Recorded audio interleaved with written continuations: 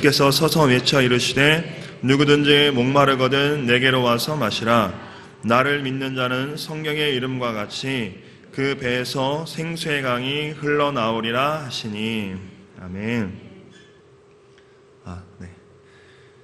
오늘 목사님하고 말씀 본문이 겹쳐가지고 겹친 건 아닌데 동일한 그 비슷한 그 생수의 이런 것들이 나와서 무지 당황했습니다. 어쨌든 비슷한 말씀일지라도 또 하나님이 새로운 은혜를 주실 줄로 믿습니다. 네. 얼굴 좀 피시면 참 좋을 것 같습니다. 제가 키도 크고 덩치도 좋은데 겁이 많습니다. 왜 웃으시나요? 안 믿으시나요? 네.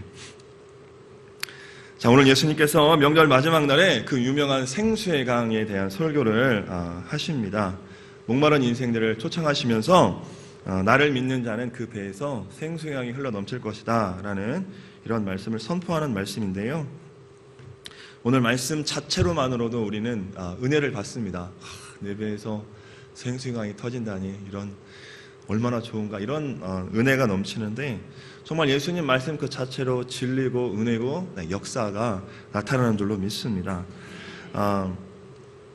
그런데 말이라는 것이요, 정말 정확한 시간에 정확한 곳에 가서 정확한 목적을 가지고 말을 하면 그 말은 한마디를 할지라도 굉장히 큰 영향력을 발휘하는 것이 사람의 말입니다. 근데 우리가 좀 헛소리 하지 말라고 하는 것처럼 쓸데없이 말을 많이 하고 꼭 하지 말아야 할 타이밍에 꼭 말을 하면 아무리 좋은 말을 해도 그 말은 사실 그렇게 좋은 말이 되지 않습니다. 그런데 오늘 예수님이 특별히 명절 끝날에 시간과 또 제단에서 말씀을 하셨다라는 것은 분명한 예수님의 목적을 가지고 예수님이 정확한 시간에 예수님이 생각한 장소에서 분명한 목적을 가지고 예수님이 우리 가운데 무언가를 말씀하시고자 하는 분명한 의도를 가지고 이 말씀을 하셨다라는 것이죠.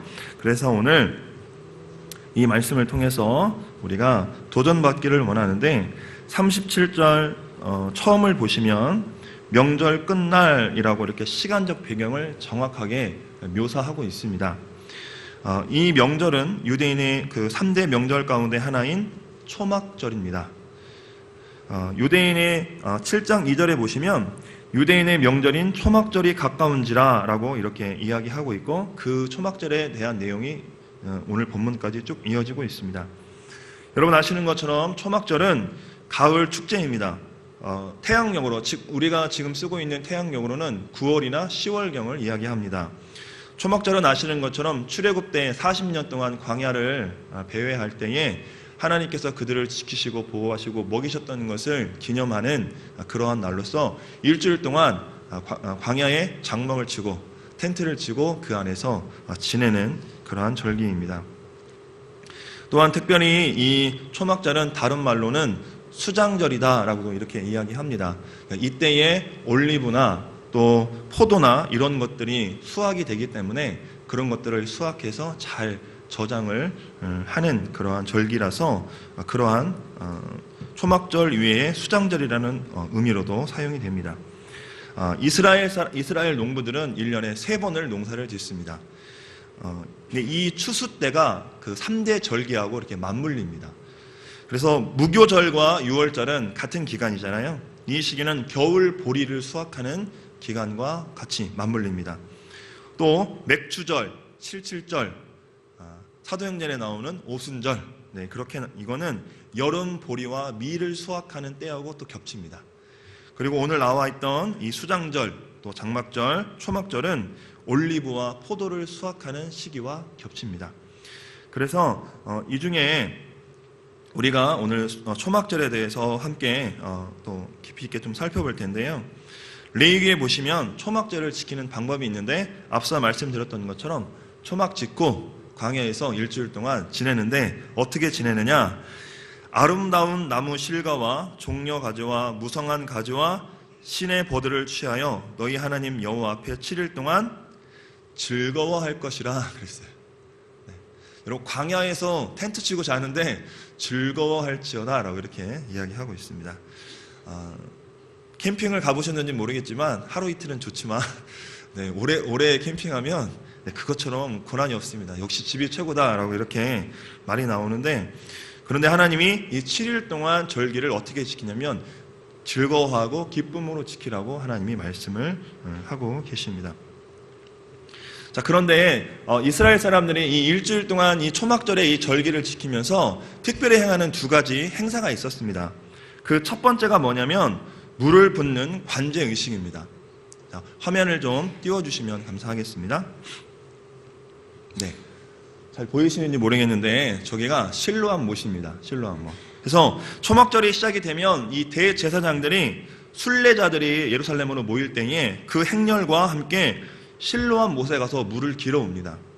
그래서 이 물을 들고 예루살렘에 뭐 양의 문, 분문 뭐 많이 있는데 그 중에 수문, 워터게이트예요. 수문을 통해서 제사장의 뜰로 들어갔는데 제사장만 들어가는 것이 아니라 이 절기 때는 순례자들도 함께 그 제사장의 뜰에까지 들어갔던 것이죠. 여러분, 원래 우리가 번제단에 붓는 의식, 즉 관제를 행할 때에 대부분 포도주를 붓습니다. 포도주를 붓는데 이 초막절에는 특별히 포도주와 함께 물도 같이 이렇게 붓는 그런 행사를 행했던 것입니다. 왜 이러한 일을 했냐면 아까도 말씀을 드렸지만 추수기가 끝나고 그 다음 또 농사를 지어야 하기 때문에 이때 내리는 비를 이른 비라고 합니다. 그러니까 하나님이 성경에 보면 이른 비와 늦은 비가 있는데 하나님이 시마다 때마다 그 절기와 그 농사 짓는 거에 맞춰서 하나님이 비를 주시는 거죠. 땅도 갈아야 되고 이런 여러 가지 의미에서 하나님이 시마다 때마다 정확하게 비를 내려주시는데 이 초막절에 어떤 의미가 있냐면 물을 부으면서 한마디로 기우제의 성격이 있었던 거죠. 다음 농사를 잘 지을 수 있도록 하나님 이른 비를 제때 잘 내려주십시오라고 하는 그 의미가 이 안에 들어 있었던 것입니다. 또한 오늘 말씀에 나오는 초막절은 예수님이 이 땅에서 공생의 기간 동안 마지막 초막절입니다. 이제 예수님이 6개월 정도의 삶을 이 땅에서의 시간만 남아있는 시간입니다. 유대인들이 자신들을 죽이려고 했던 것을 예수님도 이미 알고 계셨고요. 그래서 그 예수님의 동생들이 예루살렘에 올라가자 당신이 당신의 할 일이 있으면 당신을 드러내야지 왜 자꾸 당신을 숨기느냐라고 할 때에 예수님이 극구 부인하시죠. 7장 8절에 보시면 너희는 명절에 올라가라. 나는 내 때가 아직 차지 못하였으니 이 명절에 아직 올라가지 않겠다라고 예수님이 이렇게 말씀하시면서 올라가지 않으신 거죠. 그런데 예수님이 몰래 명절 중간하고 끝에 잠깐 이렇게 올라오셨었어요.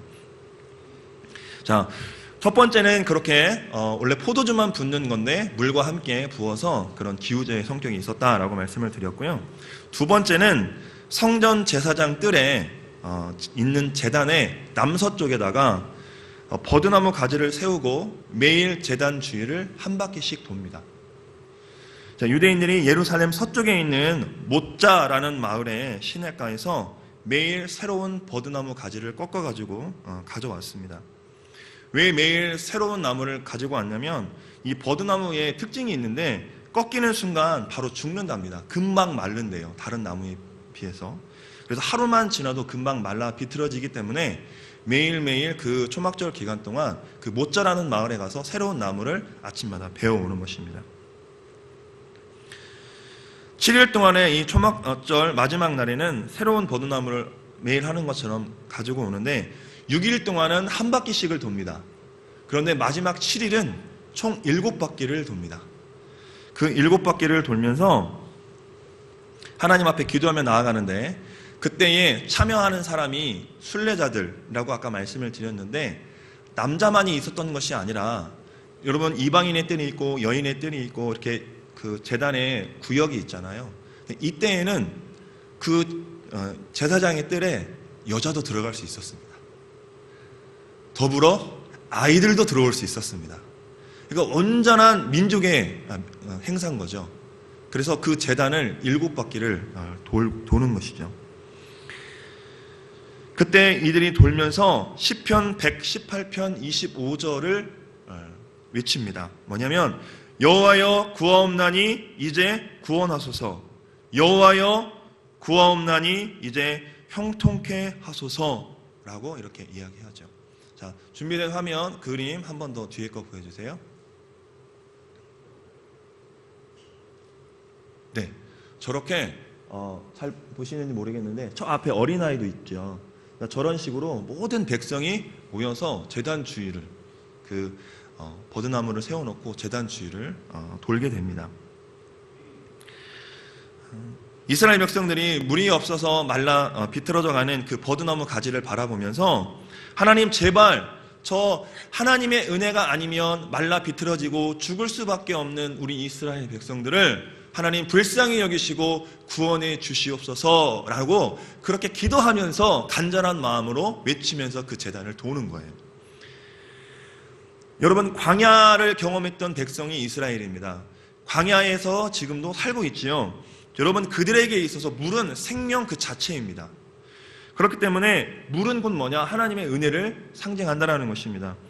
물이 없어 죽어가는 그 버드나무처럼 하나님의 특별한 은혜가 없이는 죽을 수밖에 없는 이스라엘을 구원해 달라고 그들이 목놓아 외치며 부르짖으며 그 시편 118편 25절을 외우며 그 제단을 돌았던 것입니다. 바로 그 순간에 그들이 그렇게 목말라하고 구원해 달라고 하는 그 절체절명으로 외치는 그 찰나에 예수님이 그 제단에 나타나셔서 오늘 이 생수의 강을 선포하시는 거죠. 타이밍을 아시겠죠? 내가 열심히 목마르다고 하는데 진짜 생수의 강인 예수님이 탁 나타나가지고 그래 내가 여기 있다라고 탁 선포하신 거예요. 자, 시편에 보시면 그들 이제 구원하소서라고 이야기합니다. 히브리어로 하면 호시아나입니다. 이거를 우리말 발음으로 하면 뭘까요? 네, 호산나. 그쵸? 호산나예요. 여러분, 우리가 호산나, 호산나 찬양하는 게 우리를 구원하시옵소서라는 의미가 거기에 담겨 있는 거예요. 여러분, 바로 이 순간에 예수님이 그 제사장 뜰에 나타나셔서 이야기합니다. 물이 없어 죽어가는 그 버드나무처럼 그렇게 목말라하고 정말 생명 내신 그 구세주 메시아를 기다리고 있는 그 이스라엘 백성 앞에 예수님이 나타나셔서 말씀을 하고 계신 것이죠. 그게 오늘의 본문입니다. 여러분, 그 타이밍에 그 장소에 나타나셔서 예수님이 오늘 말씀을 하신 거예요. 제가 서두에 말씀드렸던 것처럼 여러분, 그 정확한 타이밍에 그 정확한 장소에서 그 사람들에게 예수님이 이 말씀을 할 때에 이 말에 얼마나 큰 영향력이 있고 얼마나 큰 힘을 발휘할 수 있겠습니까? 예수께서 서서 외쳐 이르시되 누구든지 목마르거든 내게로 와서 마시라. 나를 믿는 자는 성경의 이름과 같이 그 배에서 생수의 강이 흘러나오리라. 할렐루야. 그런데 여러분, 여기 보시면 예수님이 외쳐서 말했다라고 이야기합니다. 이 당시의 분위기를 보시면 왜 외칠 수밖에 없었는지 정확하게 그 이유가 나오는데요. 명절 끝날이라고 아까 시간적인 배경을 말씀을 드렸는데, 즉 초막적 마지막 날을 유대인들은 호산나 라바라고 이렇게 불렀어요. 이게 뭐냐면 큰 구원의 날이다 라는 뜻이 있습니다. 그러니까 수많은 사람들이 대제사장을 따라서 번제단을 돌면서 시편 118편 25절을 그냥 이렇게 하는 게 아니라 간절하게 외치는 거예요. 목마르니까 온 마음을 다해서 외치는 겁니다. 그렇게 외치고 있습니다. 더불어서 거기에 은나팔을 부는 대제사장 찬양대가 있어요. 이 사람들이 은나팔을 막 불어댑니다. 거기다가. 그리고 또 한 가지, 그 순례자들이 버드나무 가지를 잎사귀가 있는 버드나무 가지를 가지고 막 바닥에다 쳐서 그 잎사귀를 떨어뜨리는 그 행위들을 합니다. 한마디로 시장 분위기인 거죠. 정말 막 명절 때 사람 많고 불러도 들리지 않고 사람도 찾을 수 없을 만큼의 그런 혼란스럽고 소란스러운 그러한 분위기를 생각하시면 될 것 같습니다. 여러분, 이러한 상황 속에서 예수님이 생수의 근원이신 예수님이 바로 옆에 서 있는데 그분을 알지 못하는 예루살렘의 순례자들을 향한 안타까운 마음이 담긴 그 절규를 예수님이 그들 가운데에 말씀하고 계신 겁니다. 지금 초막절이 예수님이 이제 돌아가시기 6개월 전이라고 말씀을 드렸습니다. 이제 시간이 얼마 없어요. 그런데 진정한 그들이 그렇게도 찾고 구하고 원하는 영원한 생명 되시고 생수 되시는 예수 그리스도가 3년의 기간 동안 아니죠. 2년 6개월이 남았으니까 2년 반 동안 그렇게 복음을 전하고 기적을 행하고 이사와 기적들을 행하였음에도 불구하고 그들이 예수 그리스도를 온전히 믿지 못하는 거예요. 그래서 예수님이 그들을 향하여서 외쳐 부르고 있는 것입니다. 사랑하는 성도 여러분, 지금 이 순간 우리가 무엇을 들어야 되느냐?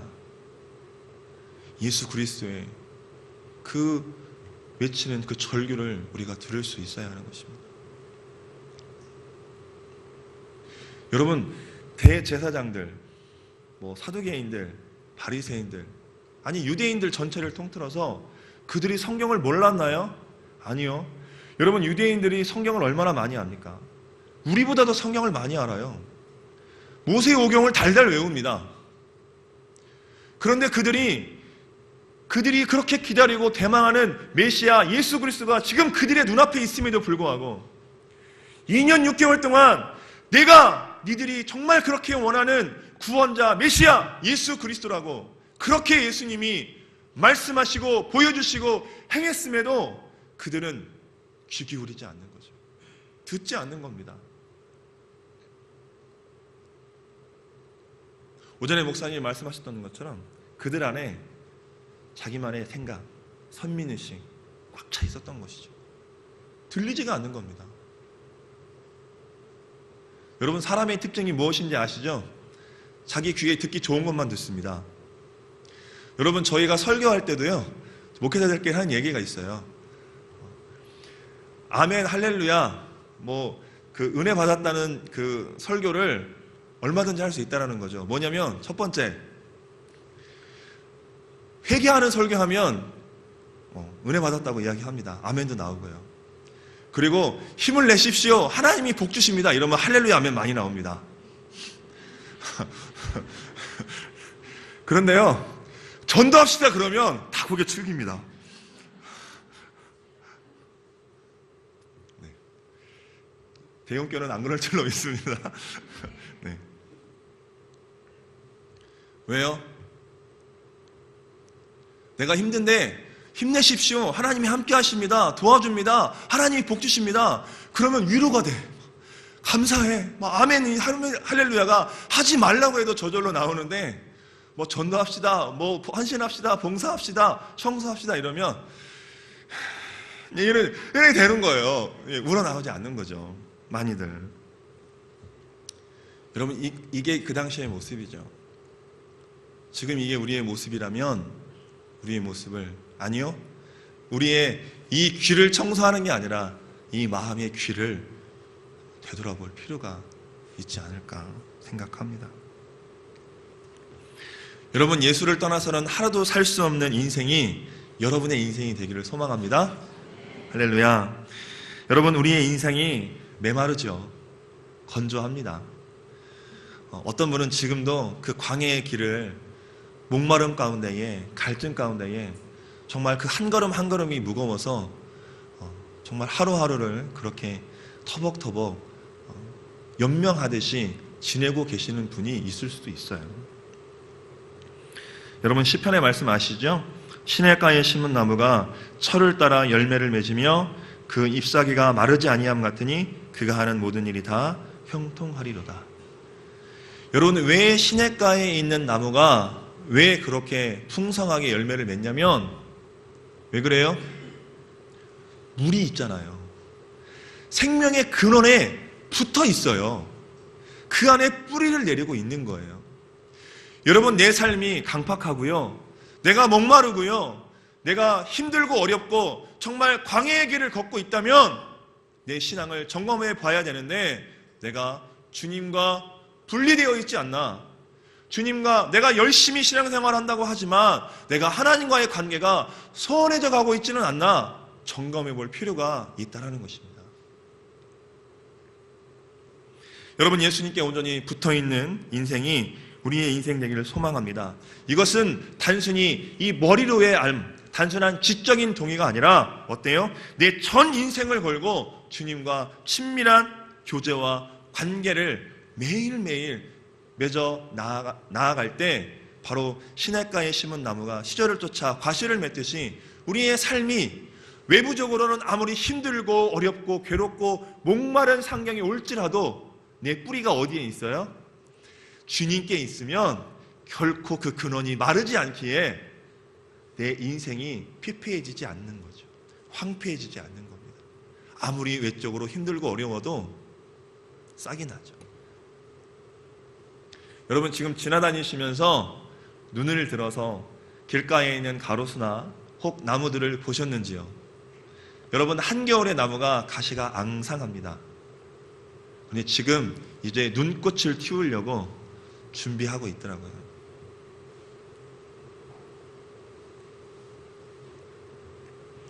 사랑하는 성도 여러분, 내가 정말 주님께 뿌리 되어 있다면 요한복음 15장의 말씀도 그거 아닙니까? 내가 주님께 온전히 붙어 있으면 힘들고 어려운 환경이 올 때에 때로는 내 겉모습이 피폐해지고 부족하고 연약할지라도 결코 망하지 않아요. 결코 쓰러지지 않아요. 왜요? 이 안에는 생명이 남아있기 때문에 그래요. 이 생명이 다시 나를 살리는 겁니다. 이 생명이 다시 나를 소생케 하는 거예요. 이 시간 주 앞에 나오셨습니다. 와서 듣고 그냥 가시는 것이 아니라 정말 간절히 주님이 필요하다고 부르짖는 우리가 되었으면 좋겠습니다. 주님이 이렇게 그들 앞에 나와서 너희가 찾는 생명수 여기 있다라고 주님이 이렇게 말씀하실 때에 주님의 그 초대에 주님의 그 말씀에 여러분 이 주님 제가 그 주님이 필요했습니다. 내가 그 주님을 찾고자 왔습니다. 주님 내가 주님을 따르겠습니다라고 여러분이 이 말씀에 응답하고 반응하는 귀하고 복된 이 시간 되기를 간절히 소망합니다. 여러분 꼭 밤에 새벽에 기도원 가서 부르짖고 눈물 콧물 흘리며 기도해야만 성령이 오시고 예수님을 만나는 것이 아닙니다. 오늘 주님께서 이 말씀 속에서 주님은 오직 한 가지 조건을 제시하셨어요. 그게 뭐냐면 나를 믿으면 나를 뭐하면? 믿으면 그 배에서 생수의 강이 흘러나리라. 여러분 예수님께서 요구하신 조건이 뭐예요? 믿으라는 거예요. 믿으라는 거죠. 여러분 믿음에는 다른 조건이 없습니다. 그러면 누가 주님 믿는 자예요? 이마에 써 있습니까? 누가 주님 믿는 자예요? 두말할 것도 없죠. 주님을 진정으로 사랑하는 자가 주님을 참되이 믿을 수 있고 또한 성령님께서 그 사람을 통해서 뜨겁게 역사하실 줄로 믿습니다. 그렇기 때문에 기도가 어느래도 괜찮습니다. 찬양이 서투르다고 전혀 문제될 것 없습니다. 내가 좀 못 가졌고 내가 좀 몸이 연약하고 내 인생이 좀 피폐해도 전혀 문제되지 않는다는 것입니다. 단지 여러분의 중심에 주님을 향한 참된 사랑이 있으면 또 성령께서 그 사람을 통하여 역사하실 것이고요. 그 믿음이 여러분 안에 있기만 하다면 여러분 배에서 생수의 강이 흘러 넘칠 줄로 믿습니다. 우리 옆에 분에게 이렇게 한번 믿음으로 선포하고 축복했으면 좋겠습니다. 당신에게 생수의 강이 흘러 넘칠 줄 믿습니다.